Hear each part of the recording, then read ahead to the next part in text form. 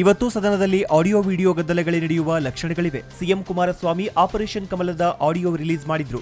ಇದರ ಬೆನ್ನಲ್ಲೇ ಬಿಜೆಪಿ ನಾಯಕ ವಿಜುಗೌಡರನ್ನ ಎಂಎಲ್ಸಿ ಮಾಡಲು 25 ಕೋಟಿಗೆ ಎಚ್ಡಿಕೆ ಬೇಡಿಕೆ ಇಟ್ಟಿದ್ದ ವಿಡಿಯೋವನ್ನ ಇಂದು ಕಲಾಪದಲ್ಲೇ ರಿಲೀಸ್ ಮಾಡೋದಾಗಿ ಬಿಎಸ್ ಯಡಿಯೂರಪ್ಪ ಹೇಳಿದ್ದಾರೆ. ಜೊತೆಗೆ ಆಡಿಯೋದಲ್ಲಿ ತಮ್ಮ ಬಗ್ಗೆ ಪ್ರಸ್ತಾಪವಾಗಿದ್ದಕ್ಕೆ ಸ್ಪೀಕರ್ ರಮೇಶ್ ಕುಮಾರ್ ಸದನದಲ್ಲೇ ಸ್ಪಷ್ಟನೆಯನ್ನ ನೀಡುವುದಾಗಿ ಹೇಳಿದ್ದಾರೆ. ಅತೃಪ್ತ ಕಾಂಗ್ರೆಸ್ ಶಾಸಕರ ಜೊತೆ ರಹಸ್ಯ ಸ್ಥಳದಲ್ಲಿರುವ ಚಿಂಚೋಳಿ ಕಾಂಗ್ರೆಸ್ ಶಾಸಕ ಡಾಕ್ಟರ್ ಉಮೇಶ್ ಜಾಧವ್ ಕಾದು ನೋಡುವ ತಂತ್ರಕ್ಕೆ ಮೊರೆ ಹೋಗಿದ್ದಾರೆ. ಕಲಾಪಕ್ಕೆ ಹಾಜರಾಗದವರನ್ನ ಶಾಸಕ ಸ್ಥಾನದಿಂದ ಅನರ್ಹಗೊಳಿಸುವಂತೆ ಸ್ಪೀಕರ್ಗೆ ದೂರು ಸಲ್ಲಿಸುವುದಾಗಿ ಸಿದ್ದರಾಮಯ್ಯ ಹೇಳಿದ್ರು. ಇನ್ನು ಪಕ್ಷದ ವರಿಷ್ಠರು ತಮ್ಮ ವಿರುದ್ಧ ಏನು ಕ್ರಮ ಕೈಗೊಳ್ಳುತ್ತಾರೆ ಎಂಬುದನ್ನು ಕಾದು ನೋಡಿ ಬಳಿಕ ಅತೃಪ್ತ ಶಾಸಕರು ತಮ್ಮ ನಿರ್ಧಾರವನ್ನ ಪ್ರಕಟಿಸಲಿದ್ದಾರೆ ಎನ್ನಲಾಗ್ತಿದೆ. ಕೆಪಿಸಿಸಿ ವೈದ್ಯರ ಘಟಕದ ಪ್ರಧಾನ ಕಾರ್ಯದರ್ಶಿ ಹುದ್ದೆಗೆ ಬಿಜೆಪಿ ನಾಯಕ ಎಸ್ಎಂ ಕೃಷ್ಣರ ಮೊಮ್ಮಗ ಡಾಕ್ಟರ್ ನಿರಂತರ ಗಣೇಶ್ ರಾಜೀನಾಮೆ ನೀಡಿದ್ದಾರೆ. ಚಿಕ್ಕಮಗಳೂರು ವಿಧಾನಸಭೆ ಕ್ಷೇತ್ರದ ಟಿಕೆಟ್ ಆಕಾಂಕ್ಷಿಯಾಗಿದ್ದ ಅವರು ಕಳೆದ ಬಾರಿ ನಿರಾಸೆಯನ್ನ ಅನುಭವಿಸಿದ್ರು. ನಿನ್ನೆ ಎಸ್ಎಂ ಕೃಷ್ಣ ಬಿಜೆಪಿ ಬೆಂಬಲಿಸುವಂತೆ ತಮ್ಮ ಬೆಂಬಲಿಗರಿಗೆ ಕರೆ ನೀಡಿದ ಬೆನ್ನಲ್ಲೇ ಡಾಕ್ಟರ್ ನಿರಂತರ ಗಣೇಶ್ ರಾಜೀನಾಮೆ ನೀಡಿರೋದು ಕುತೂಹಲವನ್ನು ಮೂಡಿಸಿದೆ. ಆಂಧ್ರಪ್ರದೇಶ ರಾಜ್ಯಕ್ಕೆ ವಿಶೇಷ ಸ್ಥಾನಮಾನ ನೀಡುವಂತೆ ಒತ್ತಾಯಿಸಿ ಆಂಧ್ರ ಸಿಎಂ ಚಂದ್ರಬಾಬು ನಾಯ್ಡು ಉಪವಾಸ ಸತ್ಯಾಗ್ರಹಕ್ಕೆ ಮುಂದಾಗಿದ್ದಾರೆ. ಇಂದು ದೆಹಲಿಯಲ್ಲಿರುವ ಆಂಧ್ರ ಭವನದ ಮುಂಭಾಗ ಉಪವಾಸ ಸತ್ಯಾಗ್ರಹ ನಡೆಯಲಿದ್ದು ಟಿಡಿಪಿ ಸಂಸದರು, ಶಾಸಕರು, ಪರಿಷತ್ ಸದಸ್ಯರು ಸೇರಿ ಹಲವು ಸಂಘಟನೆಗಳು ಧರಣಿಯಲ್ಲಿ ಭಾಗಿಯಾಗಲಿವೆ. ಇನ್ನು ನಾಯ್ಡುಗೆ ವಿಪಕ್ಷ ನಾಯಕರು ಕೂಡ ಸಾಥ್ ನೀಡುವ ಸಾಧ್ಯತೆಗಳಿವೆ.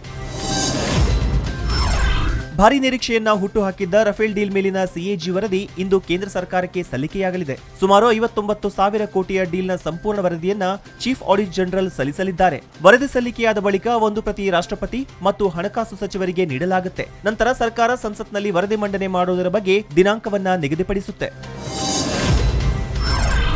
ಪ್ರಧಾನಿ ಮೋದಿಗೆ ಬಂದ ಅಶೋಕ ಸ್ತಂಭ ನೆನಪಿನ ಕಾಣಿಕೆ 13 ಲಕ್ಷ ರೂಪಾಯಿಗೆ ಹರಾಜಾಗಿದೆ. ನಮಾಮಿ ಗಂಗೆ ಯೋಜನೆಗಾಗಿ ಪ್ರಧಾನಿಗೆ ಬಂದ ನೆನಪಿನ ಕಾಣಿಕೆಗಳನ್ನು ಹರಾಜಿಗಿಡಲಾಗಿತ್ತು.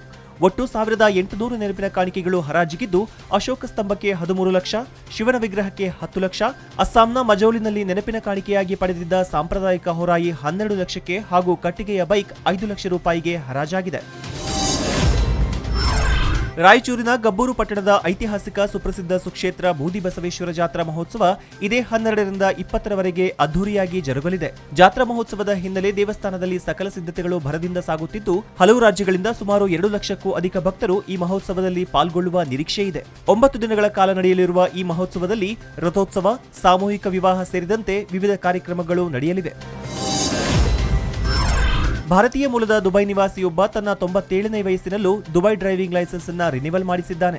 ತೆಹಮನ್ ಹೋಮಿ ದುಂಜಿಬಾಯಿ ಮುಂದಿನ 4 ವರ್ಷಕ್ಕಾಗಿ ತನ್ನ ಡ್ರೈವಿಂಗ್ ಲೈಸೆನ್ಸ್ ನ ರಿನಿವಲ್ ಮಾಡಿಸಿದ್ದಾನೆ. ಅಂದರೆ 2023ರ ಅಕ್ಟೋಬರ್ ವರೆಗೂ ಇವರ ಲೈಸೆನ್ಸ್ಗೆ ವ್ಯಾಲಿಡಿಟಿ ಇರಲಿದೆ. 1922ರಲ್ಲಿ ಹುಟ್ಟಿದ ಅಜ್ಜ ಸದ್ಯ ದುಬೈನಲ್ಲಿ ಒಂಟಿಯಾಗಿ ಜೀವನವನ್ನ ನಡೆಸುತ್ತಿದ್ದು, ಈಗಲೇ ಡ್ರೈವಿಂಗ್ ನಿಲ್ಲಿಸೋ ಆಲೋಚನೆ ಇಲ್ಲ ಅಂತ ಹೇಳಿದ್ದಾರೆ. ಚಿರಂಜೀವಿ ಸರ್ಜಾ ನಟನೆಯ ಜುಗಾರಿ ಕ್ರಾಸ್ ನಿನ್ನೆಯಷ್ಟೇ ಅದ್ದೂರಿಯಾಗಿ ಸೆಟ್ಟೇರಿತ್ತು. ಇದೀಗ ಚಿರು ಖಾಕಿ ಅನ್ನೋ ಸಿನಿಮಾದಲ್ಲಿ ನಟಿಸೋಕೆ ಸಜ್ಜಾಗಿದ್ದಾರೆ. ಚಿರು ಈಗಾಗಲೇ ಖಡಕ್ ಪೊಲೀಸ್ ಅಧಿಕಾರಿಯಾಗಿ ನಟಿಸಿದ್ದಾರೆ. ಇದೀಗ ಖಾಕಿಯಲ್ಲಿ ಮತ್ತೆ ಖಡಕ್ ಆಫೀಸರ್ ಲುಕ್ನಲ್ಲಿ ಕಾಣಿಸ್ತಾರೆ ಅನ್ನೋ ನಿರೀಕ್ಷೆ ಇದೆ. ಆದರೆ ಇದರ ಬಗ್ಗೆ ಇನ್ನೂ ಅಧಿಕೃತ ಮಾಹಿತಿ ಹೊರಬಿದ್ದಿಲ್ಲ. ಇಂದು ಚಿತ್ರದ ಮುಹೂರ್ತ ನಡೆಯಲಿದ್ದು, ಎಲ್ಲಾ ಪ್ರಶ್ನೆಗಳಿಗೂ ಅಲ್ಲೇ ಉತ್ತರ ಸಿಗಲಿದೆ.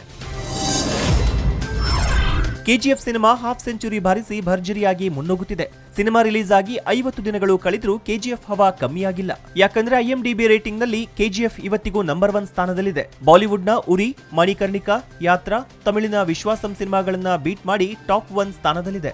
ಈ ಮೂಲಕ ರಾಕಿ ಬಾಯ್ ಹವಾ ಕಮ್ಮಿಯಾಗಿಲ್ಲ ಎಂಬುದನ್ನ ತೋರಿಸಿಕೊಟ್ಟಿದೆ.